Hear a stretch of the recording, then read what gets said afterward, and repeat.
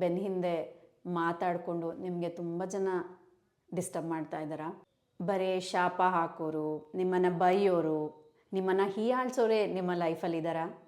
ಅಬ್ಬಾ ಯಾಕೆ ನನಗೆ ಈ ಕಷ್ಟ ಅಂತ ಅನ್ಕೊತಾ ಇದ್ದರೆ ಇವತ್ತಿನ ವಿಡಿಯೋ ನಿಮಗೆ.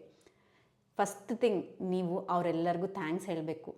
ಯಾಕೆ ಅಂದರೆ ಯಾವ ಎಫರ್ಟ್ಸ್ ಇಲ್ಲದೆ ನಿಮ್ಮ ಕರ್ಮವನ್ನು ನಿಮಗೆ ಗೊತ್ತಿಲ್ಲಾರ್ದಂಗೆ ಅವರ ಮಾತುಗಳಿಂದ, ಅವರ ಶಾಪಗಳಿಂದ ಅವರೆಲ್ಲರೂ ಕ್ಲಿಯರ್ ಮಾಡ್ತಾ ಇದ್ದಾರೆ.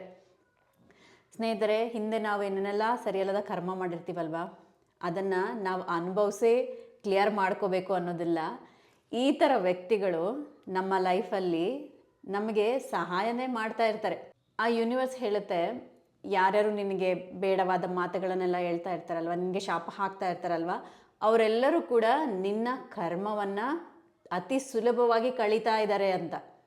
ಅದಕ್ಕೆ ನೋಡಿ, ಲೈಫಲ್ಲಿ ಯಾರು ತುಂಬ ಸಕ್ಸಸ್ಫುಲ್ ಇರ್ತಾರಲ್ವ, ಒಂದು ಉನ್ನತವಾದ ಸ್ಥಿತಿಯಲ್ಲಿ ಇರ್ತಾರಲ್ವ, ಅವರ ಬೆನ್ನ ಹಿಂದೆ ಮಾತಾಡೋರು ತುಂಬ ಜನ ಇರ್ತಾರೆ.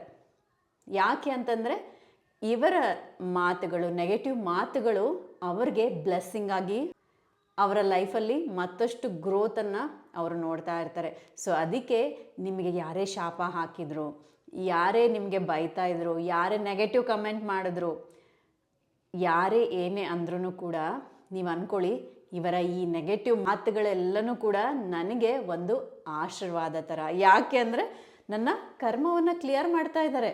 ಆ್ಯಂಡ್ ನೀವು ಅನ್ಕೊಬೋದು, ಈ ಜಲಸಿ ಎನರ್ಜಿ, ಹೇಟ್ರೆಡ್ ಎನರ್ಜಿ ಎಲ್ಲರಿಂದ ಏನು ಬರ್ತಾ ಇದೆ, ಇದು ನನ್ನ ಗ್ರೋತ್ಗೆ ಉಪಯೋಗ ಆಗಲಿ ಅಂತ.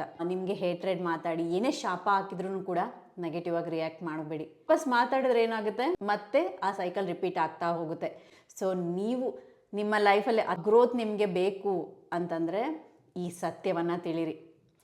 ಅವರೆಲ್ಲರೂ ಕೂಡ ನನ್ನ ಕರ್ಮವನ್ನು ಕಳೀತಾ ಇದ್ದಾರೆ ಅಂತ ಅವ್ರಿಗೆ ಯಾವ ವಾಪಸ್ ಶಾಪ ಹಾಕದೆ ಥ್ಯಾಂಕ್ಸ್ ಅಂತ ಹೇಳ್ತಾ, ಈ ಎನರ್ಜಿ, ನೆಗೆಟಿವ್ ಎನರ್ಜಿ ಅವರಿಂದ ಏನೇನೆಲ್ಲ ಬರ್ತಾ ಇದೆ ಅಲ್ವಾ, ಇದೆಲ್ಲನೂ ಕೂಡ ನನ್ನ ಸ್ಪಿರಿಚುವಲ್ ಗ್ರೋತ್ಗೆ, ನನ್ನ ಗ್ರೋತ್ಗೆ ಒಂದು ಫ್ಯೂಯಲ್ ಥರ ಉಪಯೋಗ ಆಗಲಿ ಅಂತ ಅಂದ್ಕೊಳ್ಳಿ.